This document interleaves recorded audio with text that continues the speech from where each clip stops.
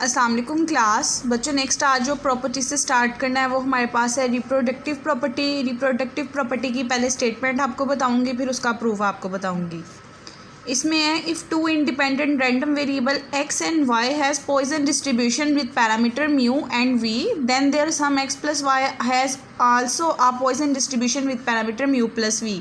यानी कि अगर आपके पास कोई से दो रैंडम वेरिएबल हैं, उनके ऊपर कंडीशन क्या लगाई हुई है कि वो इंडिपेंडेंट हैं, और इंडिपेंडेंट होने के साथ साथ पहले वाले का जो कांस्टेंट या पैरामीटर है वो म्यू है, दूसरे वाले का पैरामीटर वी है, तो एट द एंड जब आपने उन दोनों के सम की पॉइसन डिस्ट्रीब्यूशन निकालनी है तो उनके पैरामीटर्स के सम ज़रूर इन्वॉल्व हो रहे होंगे। ये चीज़ बेसिकली यहाँ पे आपको कही है कि जब आपने वेरिएबल्स का सम निकालना है तो उनके पैरामीटर्स का सम आंसर में आ रहा होगा। अब इस चीज़ का प्रूफ करना है। प्रूफ करने के लिए सबसे पहले कोई से दो रैंडम वेरिएबल पे पॉइसन डिस्ट्रीब्यूशन डिफाइन करनी पड़ेगी, उसकी कंडीशन बतानी पड़ेगी, फिर 1 बाय 1 हर सम के लिए बताना पड़ेगा कि 0 के लिए क्या है, 1 के लिए क्या है, 2 के लिए क्या है, फिर इन जर्नल n के लिए बताना पड़ेगा। फिर एट द एंड उसको देख के हम उसे जर्नलाइज कर सकते हैं और बता सकते हैं कि आपके पास क्या बेसिकली सम इंक्लूड होता है उनका या नहीं होता। अब प्रूफ में देखें, सबसे पहले लिखा है x is p, x mu and y is p y v and we desire to find probability of x plus y equals to k for k equals to 0 1 2 up to so on. यानी कि basically कोई से दो random variable थे, x की Poisson distribution mu parameter के साथ define कर दी, y की पॉइसन डिस्ट्रीब्यूशन v पैरामीटर के साथ डिफाइन कर दी, और बता दिया कि हम उन दोनों के सम की बेसिकली प्रोबेबिलिटी का फंक्शन देखना चाह रहे हैं। लेट कर लिया उसका सम का प्रोबेबिलिटी का फंक्शन k है। अब बेसिकली हमने k की डिफरेंट वैल्यूज़ बतानी है कि 0 के लिए, 1 के लिए, 2 के लिए, अप टू सोन इन्फिनिटी तक के क्या इन जर्नल ये सारी चीज़ें हर एलिमेंट के लिए होल्ड करती हैं कि उनके पैरामीटर के सम इन्वॉल्व होते हैं या नहीं होते। उसके लिए 1 बाय 1 कंडीशन लेनी पड़ेगी। पहले k इक्वल्स टू 0 से स्टार्ट करते हैं, क्योंकि 2-3 कंडीशंस निकालेंगे तो उसको देख के इन जर्नल हम बता सकते हैं। अगर हम k इक्वल्स टू 0 के लिए बात करें तो इसके अंदर k की जगह 0 पुट करना पड़ेगा। अब इस चीज़ को अपन कैसे करेंगे? इंडिपेंडेंट की डेफिनेशन मैंने आपको स्टार्टिंग में बताई हुई है। इंडिपेंडेंट का मतलब ये होता है कि ओवरऑल की बात कर लो या अलग अलग की प्रोडक्ट ले लो आप, वो बेसिकली दोनों इक्वल होती है। कि इंडिपेंडेंट की डेफिनेशन में मैंने आपको बताया था कि आपके पास बेसिकली जो एफ ऑफ एक्स वाई था वो बेसिकली आपके पास जी ऑफ एक्स और एच ऑफ वाई के इक्वल था। ये इंडिपेंडेंट की डेफिनेशन से है। तो आप लिख सकते हो कि ओवरऑल जो सम है दोनों के अलग अलग की प्रोडक्ट के इक्वल आएगा, क्योंकि क्वेश्चन के अंदर मेंशन किया हुआ है ये इंडिपेंडेंट है। अब देखें, आपके पास पॉइसन डिस्ट्रीब्यूशन का ये फॉर्मूला होता है। जब आप x की जगह 0 पुट करोगे, 0 पुट करने से ये चीज़ 0 हो जाएगी, 1 हो जाएगी, और ये वाली चीज़ e की पावर माइनस म्यू बच जाएगी। इसी तरह y के रिस्पेक्ट से जो फंक्शन होगा, y के रिस्पेक्ट से जब यहाँ y इन्वॉल्व हो रहा होगा तो जहाँ जहाँ पे आपके पास यहाँ पे पहले x आ रहा था, अब देखिए इसका पैरामीटर भी चेंज है। y के रिस्पेक्ट से v है तो यहाँ पे v पैरामीटर होगा, यहाँ v की पावर y होगी और यहाँ पे y का फिक्टोरियल होगा।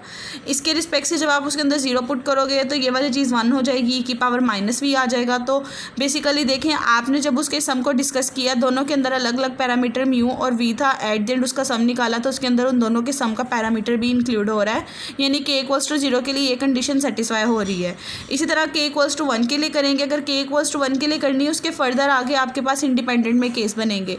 इंडिपेंडेंट देखें वो चीज़ होती है कि दो चीज़ों की अलग अलग की प्रोडक्ट लो आप लोग, जो उसके पॉसिबल सिचुएशंस है। अब यहाँ पे x plus y equal to 0 है। पहले आपको इसके पॉसिबल आउटकम बताने पड़ेंगे कि किस तरह आपके पास सिचुएशंस आएंगे उन दोनों की प्रोडक्ट आपके पास सम जो है वो 1 आता है।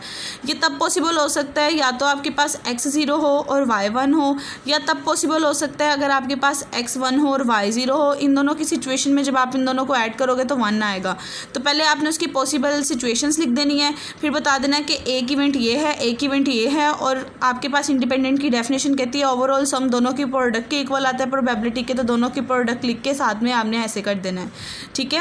अब यहाँ पे एक चीज़ की एडिशन है आपके पास। यहाँ पे जब देखें आपके पास एक 0 1 है। अब यहाँ पे इंडिविजुअल इंडिपेंडेंट का फॉर्मूला लगना है, क्योंकि इंडिपेंडेंट के अंदर बेसिकली ये चीज़ होती है जो पॉसिबल आउटकम्स होते हैं उसकी प्रोडक्ट को आप कहते हो कि इन जनरल वो उसके इक्वल आती है। यानी कि अगर मैं इसका ये डायरेक्ट इस तरह ना करती, अलग अलग करती, तो मुझे पहले एक पार्ट के लिए निकालनी पड़नी थी, फिर दूसरे पार्ट के लिए निकालनी पड़नी थी। अगर मैं फर्स्ट पार्ट के लिए देखती तो फर्स्ट पार्ट के लिए आपने कहना था इसका जो सम है वो बेसिकली फर्स्ट वाली चीज़, और उसकी प्रोडक्ट दूसरी वाली टर्म के इक्वल है। अगर मैं सेकंड केस के लिए निकालती तो मुझे कहना पड़ना था कि इन दोनों की प्रोडक्ट के इक्वल है। तो इन्होंने यहाँ पे फर्स्ट केस और सेकंड केस दोनों को कंबाइन करके बताया है कि आपके पास जितने भी उसके पॉसिबल केसेस आते हैं उसके लिहाज से इंडिपेंडेंट का फॉर्मूला इस तरह ओपन होगा। प्रोडक्ट तो लगा है इंडिपेंडेंट के रूल के साथ, ये दो पॉसिबिलिटी थी इसलिए दोनों की आपने आंसर्स को एट द एंड ऐड भी किया है और फिर बता दिया कि उसके रिस्पेक्ट से फॉर्मूले में क्या चेंजेस आएंगे और एट द एंड आपने देखा कि सम के अंदर फिर म्यू प्लस वी आपके पास पैरामीटर इंक्लूड हो रहा है। इसी तरह नेक्स्ट आपने करना है जब k इक्वल्स टू 2 के लिए करोगे तो ये आंसर आना है, क्योंकि k इक्वल्स टू 2 के लिए भी काफ़ी ज़्यादा केसेस निकलने थे। एक दफ़ा 2 0 निकलना था, केस बनता था जब आपके पास x आपके पास 2 आ जाता, y आपके पास 0 आ जाता, एक केस ये आपके पास बनना था, फिर एक केस ये बनना था जब दोनों आपके पास 1 1 आ जाते, और एक सिचुएशन ये बननी थी अगर x 0 आ जाता और y आपके पास 2 आ जाता। तो इन तीनों के रिस्पेक्ट से फॉर्मूला लगाना था, एट द एंड सॉल्व करना था, यही आंसर आना था। इसी तरह 1 2 3 के लिए आपने देखा कि म्यू प्लस वी आपके पास इंक्लूड हो रहा था। अगर आप इन जर्नल देखना चाहो कि उसका सम अगर x के इक्वल है तो आपके पास पॉसिबल केसेस क्या होंगे कि एक एलिमेंट कोई इन जर्नल एलिमेंट आई आ रहा होगा और दूसरा k माइनस आई आ रहा होगा, ताकि जब उन दोनों को ऐड करो कैंसिलेशन के बाद आंसर k आ जाए। ये इन जर्नल के लिहाज से लिखा है, ठीक है। इस टाइप का वो फॉर्मूला आपके पास बनना है, यानी कि अगर आप k सम बनाना चाहते हो तो ऐसी सिचुएशन होगी आपके पास कि दो एलिमेंट है, दो का सम आप चाहते हो कि k के इक्वल है। ऐसी सिचुएशन भी हो सकती है कि a को 0 एलिमेंट पहले असाइन किया जाए, दूसरा एलिमेंट k के इक्वल हो। फिर ये सिचुएशन हो सकती है यहाँ पे 1 हो, यहाँ पे k माइनस 1 हो। फिर ये सिचुएशन हो सकती है यहाँ 2 हो, यहाँ k माइनस 2 हो, क्योंकि इन सब चीज़ों को जब ऐड करना है तो k बनना है। इसी तरह आपको सोन इन जर्नल आपके पास एक ऐसी सिचुएशन आ जाएगी एट द एंड कि यहाँ पे कोई एलिमेंट लेट से n होगा और यहाँ पे k माइनस n होगा और उसका सम भी आपके पास k के इक्वल आ रहा होगा। और फिर करते करते करते करते ऑपोजिट भी आपके पास रिवर्स प्रोसेस शुरू हो जाता है, जैसे कि ये है, फिर ऐसी सिचुएशन आ जाएगी यहाँ 0 आ जाएगा, यहाँ k आ जाएगा, तो वो k के इक्वल आ जाएगा। तो ये जितने भी पॉसिबल उसके सम के k के थे सिचुएशंस लिख ली कि 0 k भी हो सकता है, 1 इंटू k माइनस 1 भी हो सकता है, अप टू सोन करके 0 इंटू k पे स्टॉप होना था आपका, ठीक है। सॉरी k इंटू 0 पे, क्योंकि 0 इंटू k आपने ले लिया है। अब ये सारी आप लोगों ने लिख लेनी है, हर एक पे प्रोडक्ट इंडिपेंडेंट है तो प्रोडक्ट लगना है हर एक के पॉसिबिलिटीज़ पे, लेकिन ये सारे के सारे आउटकम्स है डिफरेंट, तो इन सबको सम अप की फॉर्म में लिखोगे ये चीज़ बन जाएगी। स्टार्टिंग के दो तीन और लास्ट वाला एक ओपन कर लोगे, उसको इन जर्नल जो फॉर्मूला बना के सोल्व करोगे, जो चीज़ मिसिंग होगी उसके फैक्टोरियल से मल्टीप्लाई डिवाइड करके सोल्व करोगे, तो एट द एंड आप देखोगे कि वो म्यू प्लस वी ही आपके पास पैरामीटर इन्वॉल्व हो रहा होगा। सिंप्लीफिकेशन मैंने यहाँ स्टेप्स में की हुई, आप लोग देख सकते हो कि कैसे के फैक्टोरियल से मल्टीप्लाई डिवाइड करके कम्बिनेशंस को आपने इस फॉर्म में कन्वर्ट करना है। तो आपने जो चीज़ प्रूव करनी है वो आपकी प्रूव हो जाएगी यहाँ से। उसके बाद नेक्स्ट ये चीज़ बताई हुई है कि आपके पास इस थ्योरम का कन्वर्स भी होल्ड करता है। कन्वर्स क्या है इस चीज़ का कि यहाँ पे तो यही चीज़ थी कि अगर वो इंडिपेंडेंट है और सेपरेट है तो उनके सम में वो दोनों चीज़ों का सम इंक्लूड होगा। कन्वर्स में भी आप ये कह सकते हो कि अगर x और y इंडिपेंडेंट है, उनका सम म्यू प्लस वी है, तो अगर आप उसकी अलग अलग भी करोगे तो अलग अलग में फर्स्ट वाले में फर्स्ट का पैरामीटर आ रहा होगा, सेकंड वाले में सेकंड का पैरामीटर आ रहा होगा, यानी कि इस थ्योरम का कन्वर्स भी आपके पास होल्ड करेगा। यही बात यहाँ पे उन्होंने लिखी हुई है, ठीक है। इसके बाद नेक्स्ट आपके पास आ रहा था रिकरेंस फार्मूला क्या होता है पॉइसन डिस्ट्रीब्यूशन के लिए।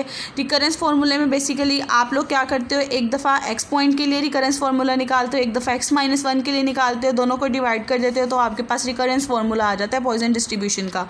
इसीलिए इन्होंने यहाँ पे सबसे पहले x बता दिया, कोई रैंडम वेरिएबल है पॉइसन डिस्ट्रीब्यूशन के अंदर, पहले x के रिस्पेक्ट से फार्मूला बताया, फिर x माइनस 1 के रिस्पेक्ट से बताया। x को जब x माइनस 1 वाली प्रोबेबिलिटी पे डिवाइड किया तो उधर से जो फार्मूला आपके पास एस्टिमेट हुआ बता दी, ये आपके पास रिकरेंस फार्मूला है, ठीक है।